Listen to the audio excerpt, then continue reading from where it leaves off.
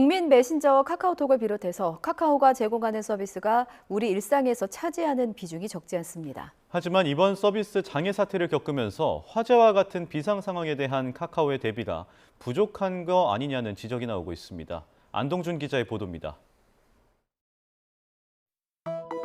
지난 2010년 등장한 카카오톡이 이렇게 오랜 시간 서비스 장애를 겪은 건 처음입니다.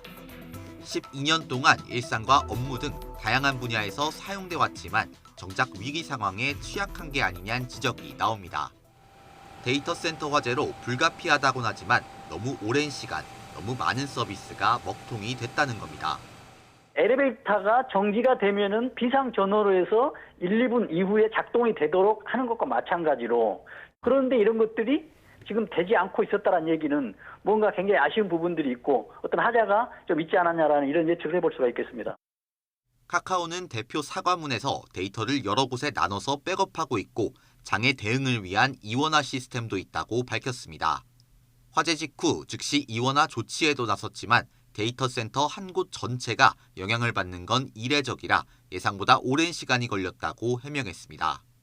조금 더 안정적이고 빠른 인프라 환경을 구축하기 위해 노력할 예정이고, 이 외의 부분에서도 저희가 재발 방지를 위한 기술적인 조치들을 취해 나갈 예정입니다.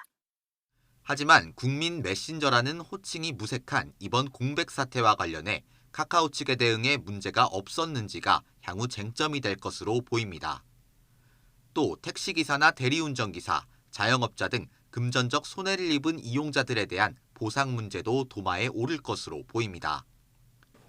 방송통신 재난대응상황실을 꾸린 과학기술정보통신부는 이종호 장관이 화재 현장을 방문해 재발 방지책과 복구 지원책을 점검할 계획입니다.